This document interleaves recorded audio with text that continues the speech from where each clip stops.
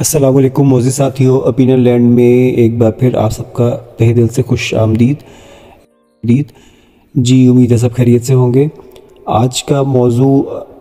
जो है वो बहुत ही अहम है और हमारी रोज़मर्रा की ज़िंदगियों से ताल्लुक़ रखता है, ख़ास तौर पे इस जदीद दौर के इंसान के, जो कि बहुत ज़्यादा डिप्रेशन, एंजाइटी, बहुत ज़्यादा ज़हनी तनाव और बहुत ज़्यादा ज़हनी मुश्किलात और उलझन, नफसियाती मसाइल का शिकार हैं। बहुत से लोग तो जो है वो इस चीज़ को समझ ही नहीं पाते, या उनको इर्द गिर्द के लोग जो है उनके ऊपर लेबल लगा देते हैं। अगर कोई कहे कि मुझे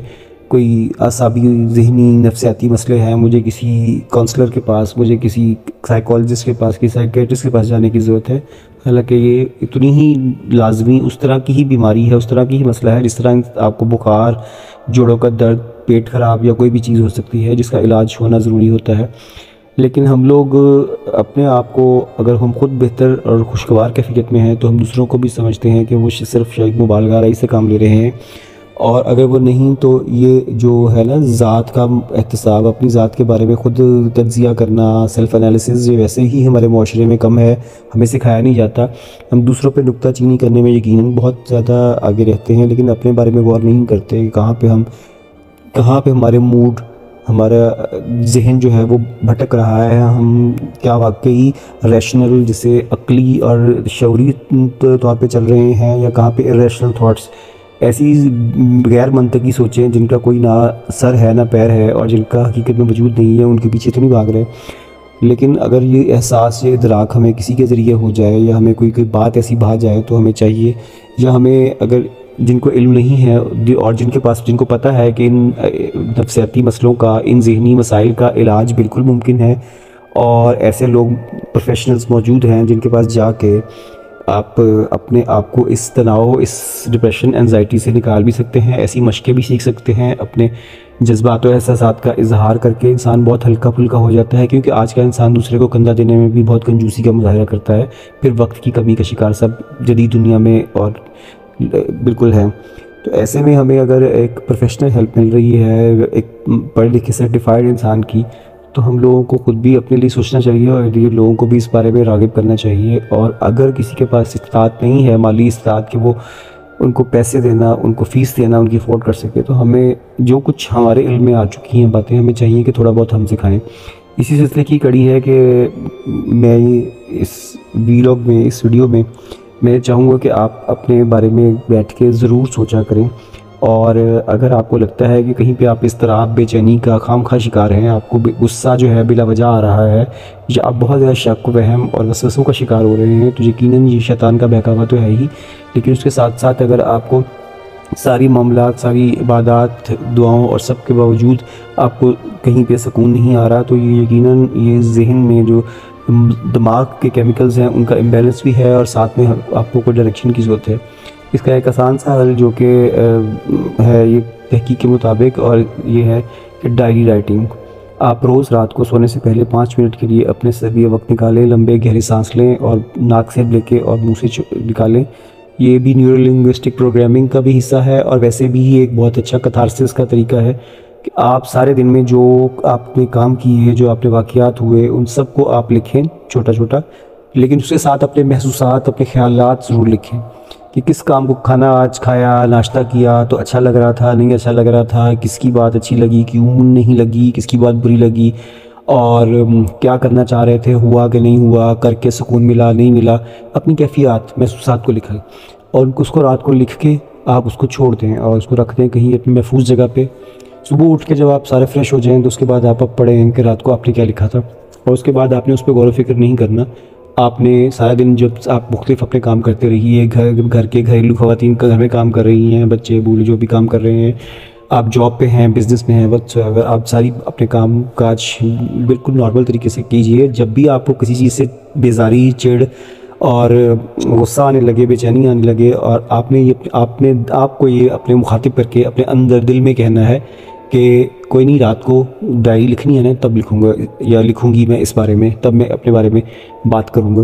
तो अपने सारे वो जो मनफी सोच या जो भी गुस्सा, चिढ़ और बेचैनी आ रही है जहन में, उसको आपने महफूज रखना है उन बातों को, और सोचना है कि उनको इकट्ठा कर लें लेकिन उनको सोचते ना रहें। उनके रात तो है ना, रात को मैं डायरी में लिखना है, और एक टाइम रात का मखसूस करें जब सोने से पहले आपने ज़रूर एक खामोशी से एक डायरी लिखनी है, चाहे वो 1 सफ़ा हो 2 सफ़े हों, महसूसात व ख़यालात के साथ। आपने किस वक्त किस बात पे गुस्सा चढ़ा, बेजारी हुई, कौन सी बात अच्छी लगी, क्या किसी इंसान की बात से खुशी हुई तो क्यों हुई, किसके आने पे मुलाकात करने से आपने अच्छा महसूस किया, किसी के आने से, किसी की बात से, किसी की कुछ ऐसे अमल से क्या नागवारियत हुई और उसके पीछे क्या एहसास हुआ। सारी कैफियत आप लिखें और फिर दोबारा उसको अगले दिन सुबह पढ़ें, और उसके बाद डायरी बंद करके भी महफूज जगह रखते हैं। आइए आपके बिल्कुल ज़ाती एहसासात व ख़यालात हैं, इनको आपने दूसरों से शेयर नहीं करना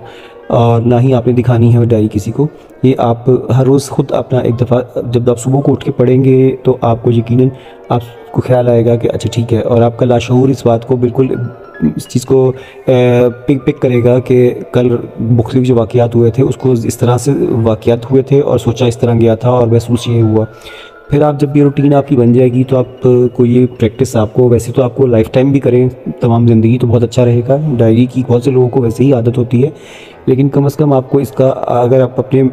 हर एक चीज़ पे अपने जहन और दिल दिमाग को शिकंजे में डालने के और रिएक्शन से निकलने के लिए नॉर्मल पेस के आपके सामने चीज़ें हो रही हैं, लेकिन आप उसको ये सोच के अगर जब आप छोड़ना शुरू कर दें कि ये दूसरे इंसान का अमल है, ये मेरी सोच नहीं, मेरा अपने बारे में नज़रिया ये नहीं है, मैं अपने बारे में इस तरह ना सोचती हूँ ना सोचता हूँ, ना मेरे ख्यालात हैं, ना मैं ये हूँ जो उसने मेरे बारे में बयान किया है। मेरी शख्सियत, मेरे हालात, वाक़यात, मेरी चीज़ें सब मेरी अपनी हैं, और इसको क्या पता कि मैं किन किन कैफियत से और किन चीज़ों से और ज़िंदगी में क्या मराहिल से गुज़रा हूँ या गुज़र रहा हूँ। तो जब आप इस कैफियत में आ जाएँ कि आपको कोई भी लोगों के बातें, उनके अमल, उनके मामूलात माज़रत आपको जब बेजारी से ना होने लगे, गुस्सा आना छूट जाए, इसका मतलब ये है कि आपका लाशऊर अब मंतकी नतीजों पर पहुंचना शुरू हो गया, रैशनल थॉट्स आपके अंदर आना शुरू हो गई हैं। आपके अंदर वो डर खौफ था कि ड्राइव करेंगे तो टक्कर हो जाएगी, पता नहीं मैं लेने जाऊँ तो मुझे क्या कहते हैं आगे से कहीं से डांट पड़ जाएगी, बॉस इस तरह कह देगा, फलां ये कह देगा। आप इन चीज़ों को सबसे निकलना शुरू हो जाएंगे, मुस्तकबिल के अंदेशे और माजी के पछतावों से भी निकल आएंगे और मौजूदा हाल में रहना शुरू कर देंगे और उसको बेहतर बनाना शुरू कर देंगे। जब आपके अंदर ये कैफियत उभर आए जो कि 3-4 माह, 5 माह, 6 माह, इसको अपना के देखें जितना अर्सा आपको लगता है, आप देखिएगा कि आप बहुत सी ज़हनी तनाव, बहुत से इंतशार, बहुत बेचैनी से, गुस्से से आपको छुटकारा मिलना शुरू हो जाएगा। अगर आप ये काम तो वैसे ही करना चाहिए, अगर आप किसी प्रोफेशनल की हेल्प नहीं ले सकते, थेरेपिस्ट को, साइकोलॉजिस्ट के पास नहीं जा सकते, तो ये एक बहुत आसान ज़हनी मश्क है और ज़हनी जो कि पूरे शऊर, तहत शऊर और लाशऊर सबको मिला के होती है और आपका दिल दिमाग रूह सब इससे मस्बत तौर पे इससे मुतासिर होते हैं और बहुत सी मनफी चीज़ों से और सोचों से निकला जा सकता है। इसको आज से ही अपना लीजिए और इख्तियार कीजिए और इसका नतीजा मुझसे ज़रूर शेयर कीजिएगा और मुझे बताइए आपके इस बारे में क्या ख्याल है। कमेंट बॉक्स में ज़रूर आपके ख्यालात का इंतज़ार रहेगा। बात दिल को भाई हो तो ज़रूर इसको चैनल को लाइक कीजिए, शेयर कीजिए, सब्सक्राइब कीजिए। और अच्छी बात दूसरे तक पहुंचाना भी सदका जारिया भी है और एक बहुत खूबसूरत अमल है, तो इसको आप दूसरों तक भी बात को पहुंचा सकते हैं। बहुत शुक्रिया, अपना ख्याल रखिएगा, दुआ में याद रखिएगा। अल्लाह हाफिज़।